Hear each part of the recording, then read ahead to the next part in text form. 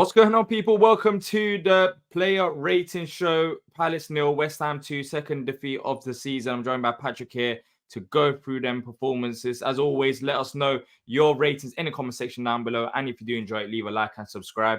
Let's get started with the ratings. Let's start off with Henderson, which we both gave him a 5. Patrick, do you think he could have avoided any of the goals? It's a tough question. He only made one save. He did a really good job on. There was a play that Antonio had in the second half. He cut the cross off, made a good save in the first half, 16th minute. But my only issue with him, the first goal, no. Again, it's one of those situations like last week. The second goal, the ball's bouncing over the box. Heads it back into the middle. That's just a weird goal. The only thing I'll say about the Bowen goal is the same goal Mbeumo scored last week. It's the same exact goal. A left foot player cuts in from the right and cuts in on the right side and scores. He must have seen that like a million times last year with Olise in training. But could he save it? I don't know. But that's the only thing I'm going to say. He keeps seeing the same thing goal scored. So, but he wasn't terrible today. But he didn't have anything to do. And when he had something to do, he couldn't make it. So that was it. Yeah, you did mention Munoz. Moving over to him, we both gave him a 6. But apart from that mistake, I thought he was exciting. He was involved in both halves. And yeah, I mean, that mistake for the first goal, he just headed it right down. It was a great assist to West Ham. But yeah, he didn't do that much wrong, in my opinion. Yeah, I'm not even putting it down as a mistake, by the way. It was just unfortunate. I wouldn't say he was a mistake heading it there. I just think it was unfortunate. I mean, statistically, he played really well. 80% passing, got forward a lot, 8 recoveries, 4 out of 6 duels, 1. Just that one play, man. Again, unfortunate play that ended up being Souček's goal. But I think overall he played well, and he gives us a good option on that side. I mean, we need that outlet on the right side. And he's constantly giving it to us. So hopefully at some point, we'll get better as far as getting something out of him. But as far as the goals don't come from his side. The goals all come from the left side, which we'll get into later on. But the goals all coming down the left side, which is becoming a problem for us. Let's talk about that left side with Chadi Riyad starting there. His professional debut for Palace. He gave him 5.5. I gave him a 5. For the second goal, I felt like he could have done a bit better. First half, he was shaky. He grew into the half. Second half, he needs to adjust. He needs to adjust to the Premier League, and that's why we need to replace Anderson regardless because of numbers. But that's why we need to bring a player that is, maybe a bit more ready. I have faith in Riyad 100%. I don't think it was a bad debut, but he could have done a bit better, especially with the second goal. Yeah, it's unfortunate. It's his debut. It's a tough debut. Listen, you've got Bowen on his side, and we all know how good Bowen is. If you don't know how good Bowen is, you know how good he is now. If you're a Palace supporter, you know how good he is.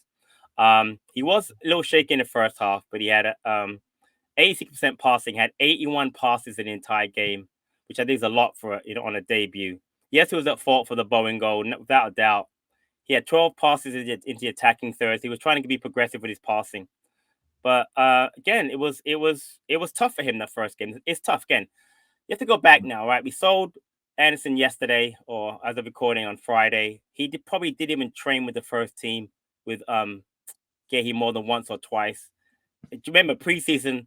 He was with Anderson. Gehi wasn't even there. So he's gonna need time. But I got no problem with Riyad. I have no problem with him. Again, it's his first game. He wasn't terrible. It was just a tough. It's a tough place to play. Tough team to play in that first game would be West Ham for me. Yeah. Gehi, he started another game, captain the side. We both gave him a 7. I thought he was very solid defensively. He 3 out of 4 ground drills won, 3 out of 5 aerial drills won. He looked comfortable on the ball. I think defensively he was fine. Any of the goals, can you look at Gehi to see if he can do any better?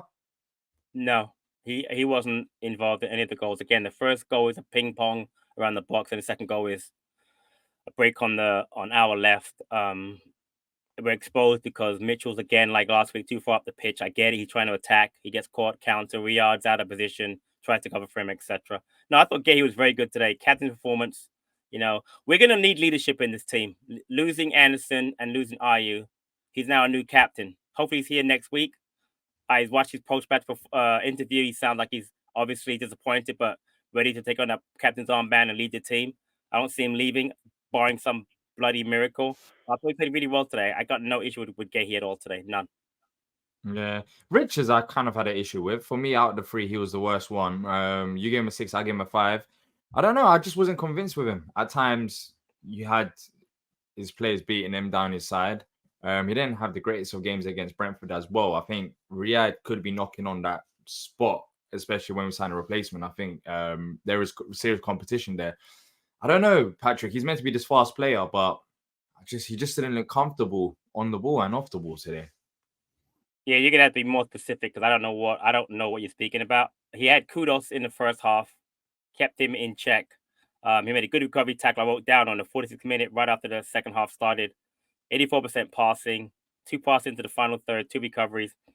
I don't he got dribbled past 3 times. Maybe that's what you're talking about, but I don't remember him getting beat. I didn't see it. None of the goals were his. I don't think he was Bro, you involved got in dribbled many. past 3 times Yeah, again, but what did that lead to? Did that lead to a in the goal? Did second I miss half. that? Yeah, Did it well, lead to a goal? they create chance from that. Did it lead to a goal? I said. No, it didn't lead to a goal, but it just looked shaky. Okay, That's the point.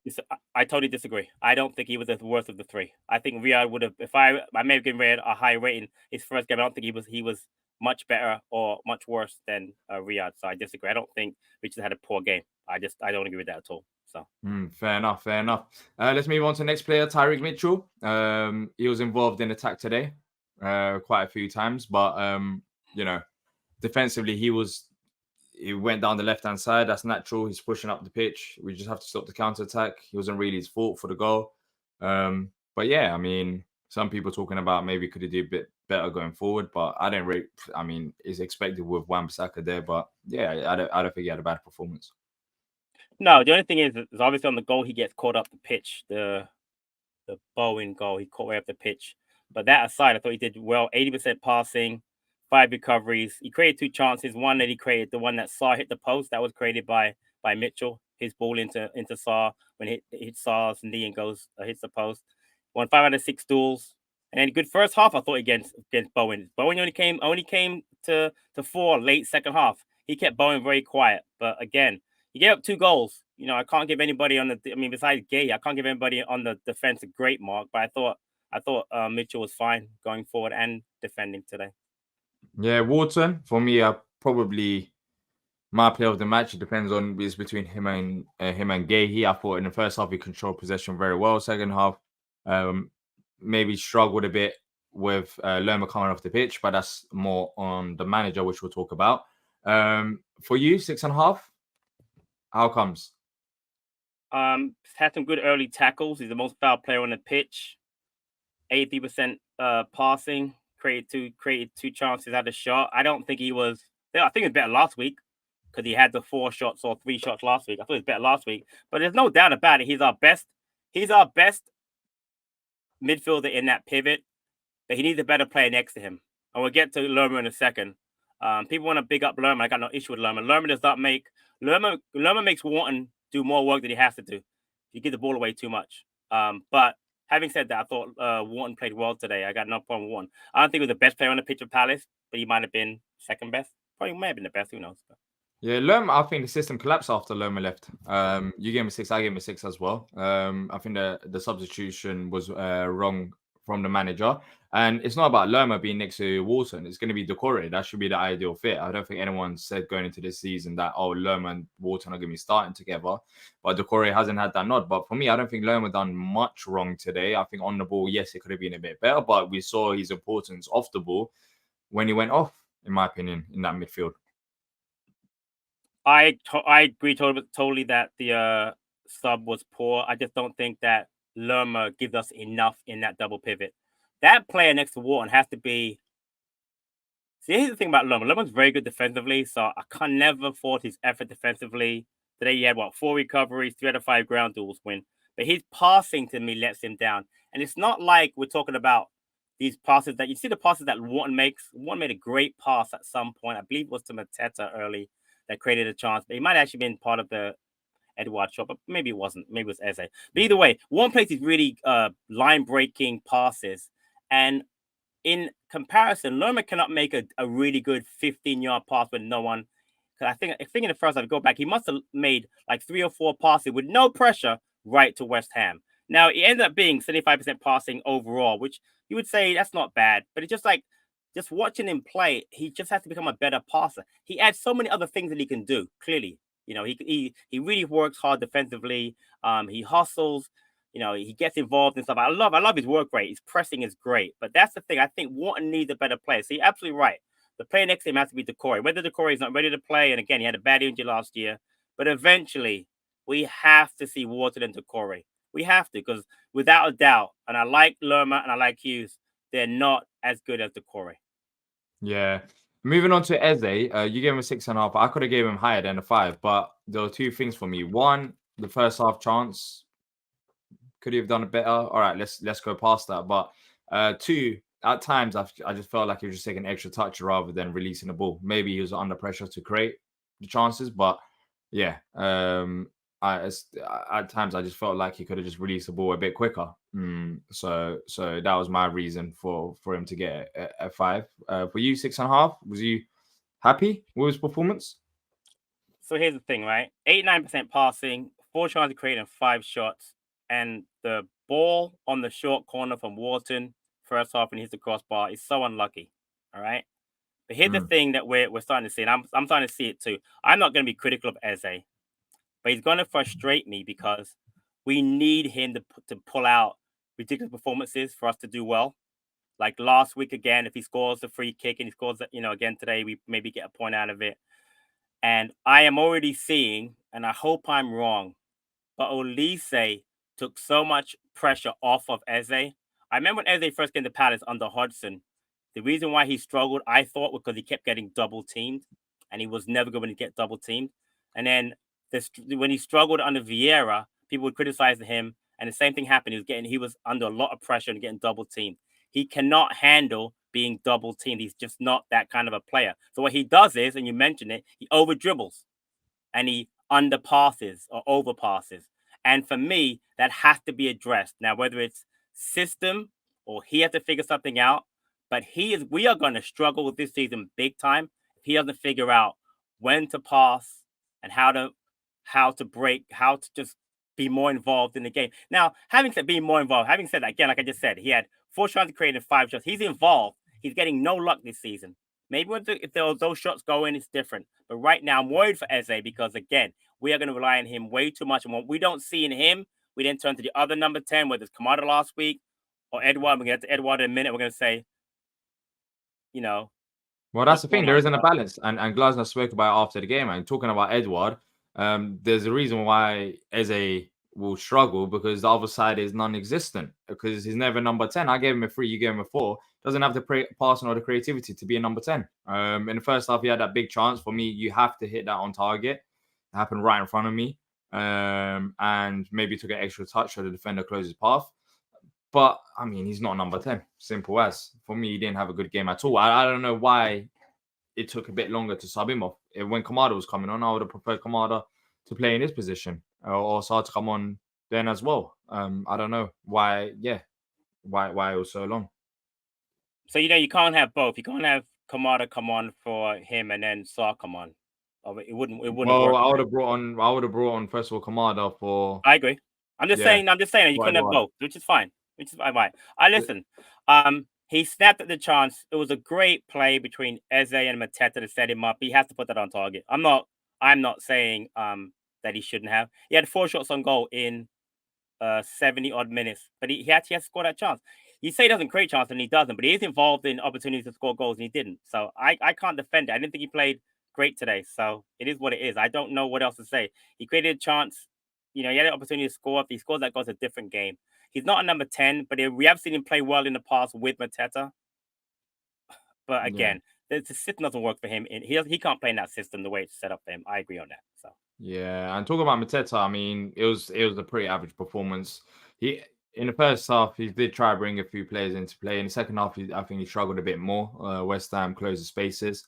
But yeah, I mean, there wasn't anything in particular about his game that was particularly awful, particularly great. I think it was a bang average Mateta performance. He just wasn't involved enough. 21 touches is enough for our striker to have, and 10 of those were in the first half. He did have a chance that Saw created for him that he didn't get on the end of, but he just wasn't involved enough. And again, if he's not involved enough, we're not going to score a lot of goals. So there's that. Yeah. Yeah. Kamada, now moving on to the bench. 5 from you, 4 from me.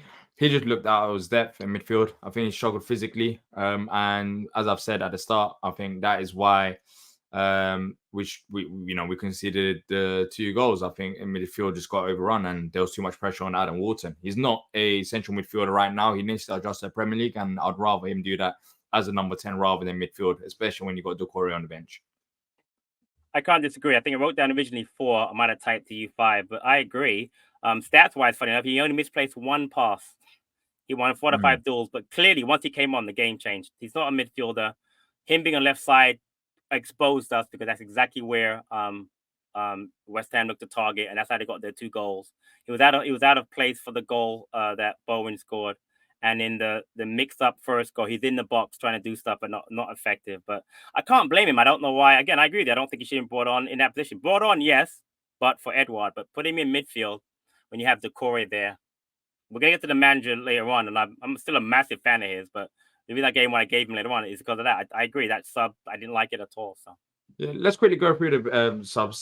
Sar 6, he looked exciting. I would rather have him in that number 10 than Edouard, in all honesty, even though he's not a number 10. Maybe that's just looking at it in hindsight.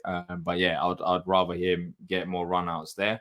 Yeah, I was happy with his performance. I think you was as well, Patrick. It was a bit exciting. no, he's fine. Again, I'm not sure he's a 10, but he's an attacking player. He had 10 out of 10 passing. He created that Yeah. great chance for Mateta. He had the shot that hit the post with his knee off the Mitchell cross. Like, he's involved. Again, I'm not gonna write him off or say he's great or poor. I haven't seen enough of him, but what I saw today, I like. So we'll see where he goes from there. Yeah, and Schlupp, there's much not to talk about. He didn't have that much time on the pitch, and he didn't do much. He just didn't do much. He didn't do much. Glasner, I gave him a 4 as well, due to the fact that the subs were wrong, in my opinion. And yeah, I think the game management wasn't great today. Yeah, I think I would say the sub and lineup were wrong. Again, this is what I'll do. I will give him benefit of doubt on the lineup because if obviously Hughes was sick, we know that. But if Doucouré could have played, I'd rather start Doucouré over Lerma. So that's one of my issues with the 4 out of 10. Secondly, I agree with you. The sub, they like the subs. If you're gonna bring on Kamada, make him a number 10. Bring Doucouré on. Even to me, even bring on a Hamada, which I know people are gonna go, that's crazy, but I'd rather bring a midfielder in that that has some legs. The Saar sub was fine because again, if you bring off a Kamada in midfield, you got obviously your only option is Saar, and Saar was fine. But again, then you're left with Schlupp. I mean, listen, it's 2024, and I got no problem with Jeffrey Schlupp, but I don't need to see him come on in the sub when we're 2-0 down because I don't know what he's gonna do. Now, of course, in the past he's done stuff great. He's scored that great goal against Fulham, but that was a 1-0 down, not 2-0 down. I feel bad for Jeffrey Schlupp because that's a tough situation to go in. You put him in at 2-0 down. What's he going to do? You know what I mean? That's So why we need France back. When France is back, he won't. 100%. France plus hopefully a signing or 2 because it can't be just France. But you're right. I mean, you're right. But again, today I just thought again, and I thought the game plan was good because I thought we played really well first half. I really thought, listen, man, it was 0-0 and we had great chances the first half, and that comes from the manager setting up the team a certain way. We pressed really well. So defensively was solid. And then that's where the back three has never played together in a Premier League game before. So that was fine. It's just that again, the Kamada sub for Lerma wasn't great again. But again, it is what it is, man. It's frustrating, but I'm not ready to throw my toys at the pram or say Glasner out or whatever because it's second game of the season. But it's gonna be tough. Because it's wild. I'm sure people are doing it. I know somebody in our chat was doing it today, but I'm not gonna get into that anyway. But whatever. If you have enjoyed it, people, leave a like, subscribe, let us know your player ratings in the comment section down below. Quick turnaround, as I've said, tomorrow, as this will be released on the game day, Saturday. Tomorrow we will be recording a match preview, and also that'll be posted. Then we got opposition preview, reaction, big cup game. Focus on the cup. We have to get a win, and it's a very good opportunity for us. I can't even imagine us losing against Norwich because the meltdown would be too crazy. So we must beat them, but we will be there. If you have enjoyed this, like, subscribe, and until next time, up the palace.